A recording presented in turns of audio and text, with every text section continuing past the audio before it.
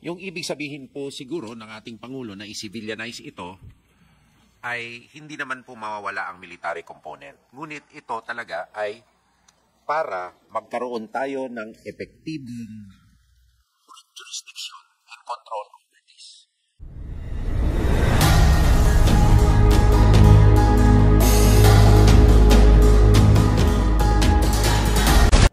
Saglit. Sapagkat napakahalaga po na maipaalam sa ating mga kakampi sa Sandatahang Lakas at sa Tanggulan, Kagawaran ng Tanggulan ng Republika, na kami po ni Senator Bato, kami po ay kasama po siyempre si Brigadier General. Ang amin pong commitment sa inyo ay puso't kaluluwa.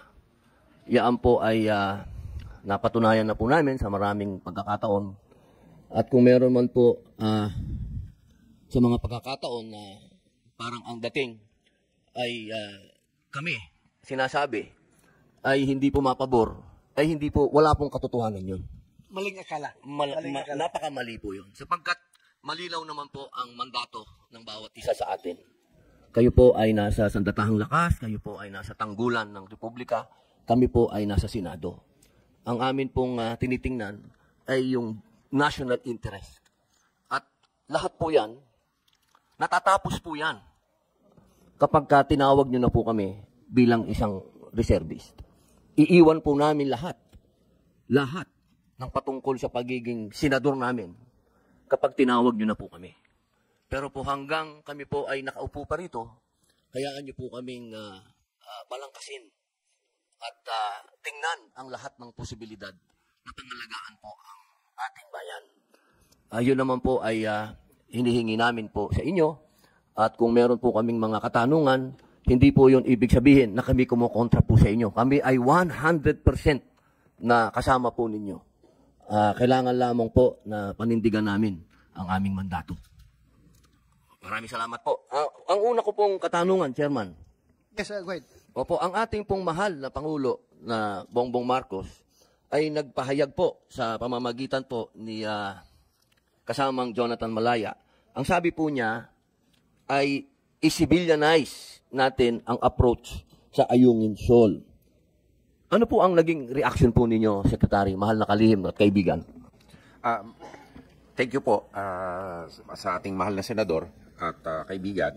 At asahan niyo po, kami po ay naninindigan din sa ating demokrasya. Ginagalang po namin ang tayo po ninyo at sa panig po namin, akseptado po namin na trabaho po ng kagalang-galang na Senado na siya sa atin talaga lahat ng posisyon. Meron lang ho talagang mga ibang mga third party na binabaliktad ang mga mensahe ho natin at pilit po tayong pinagsasabong kahit wala namang sabungan. Kaya ako po ay nagsasabi sa harapan ng madla na wala pong nanggagaling sa amin na pagsalungat sa kahit anumang senador dahil ginagalang po namin ang mandate.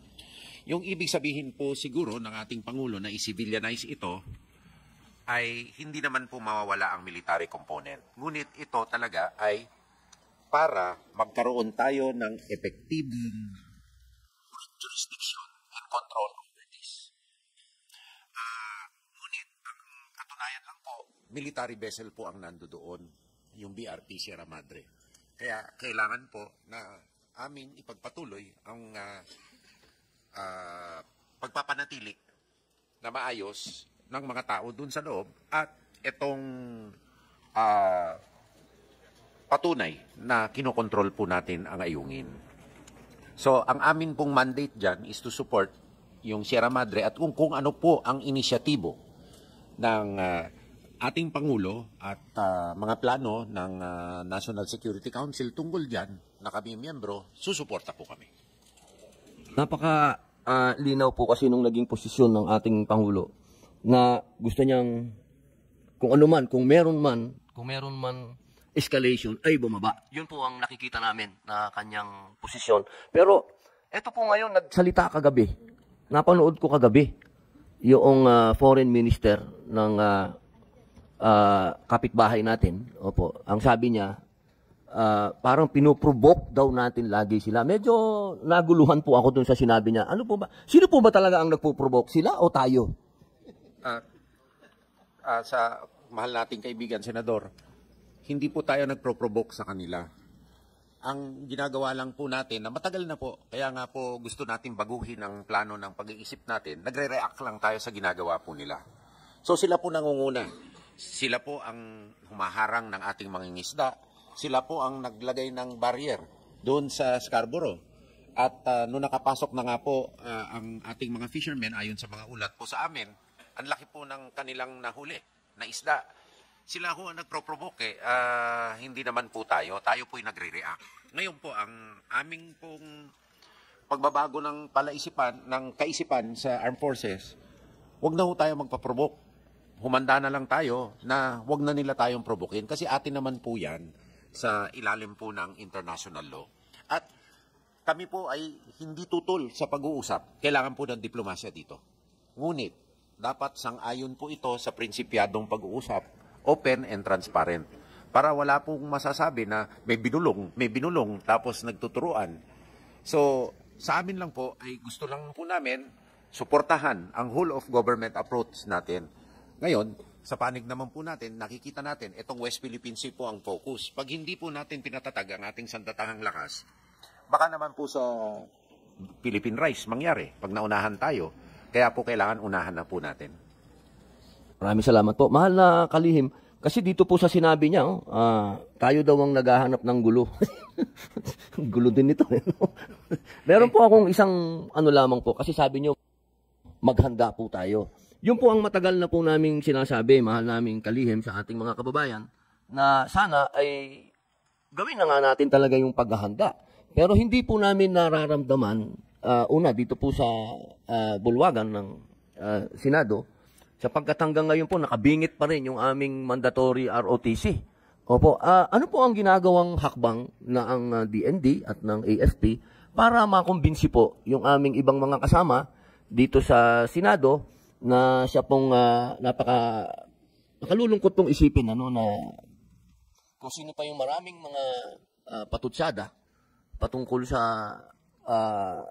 kailangan ay ganito na ang gawin, kailangan na ganito ang gawin. Pero hindi sila sumusuporta sa mandatory ROTC. Gaano po ba ka-importante ang mandatory ROTC? Sa inyo pong palagay po. Importante po ang mandatory ROTC, lalo na po sa mga skills na kinakailangan po ng reserve force in the future. No? Inuutos ko nga po sa sandatahang lakas na pag-isipan mabuti ang ating reserve force structure kasi ngayon po wala po tayong TONE sa reserve force structure. At baka kailangan po natin ng mas marami pang reserve forces sa Navy at saka sa Air Force. Kasi ang isang theory na binibigay po nila, katulad po ng World War II nung araw, ang default mechanism, magre-reserve po sa mamumundok. Wala na po tayong pagbubundukan dito at pag abutan po tayo dito ng kalaban sa lupa, mahirap na po ang delikado na estado natin. No? Kaya hinahanda po namin ang organisasyon na tumanggap ng reserve force. At saka may comment ho sa ating kasama na sana po mapalitan ng nomenclature ng ROTC para ang mga ekspektasyon ng mga bata ay hindi umangat. Kasi hindi po lahat yan magiging opisyal. Kailangan ho may sundalo. Kaya gawin na lang ho, mandatory military training na lang ho. Ngayon, we choose the best. Kasi po this is a truth also po. Doon po sa skills na kinakailangan. Kasi po ang PMA, 1 degree lang po yan. Bachelor of Science lang po.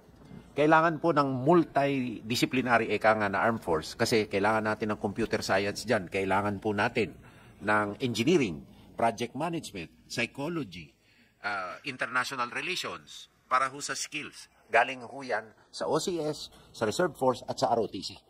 So, hindi lang po para sa Reserve Force ang ROTC, ngunit pang-fill up ng ating mga tinyente sa regular force. So, importante po ang ROTC. But on our end, Mr. Chairman, Honorable Senator Padilla, hinahanda po namin ang aming kakayahan na matrain, maprocess ang mga sa ilalim dito in the future. Maraming salamat po. Kasi po, mahal na kalihim, ang nangyayari po kasi, ang nararamdaman ko po rito, kapag pinag-uusapan yung sa pension plan,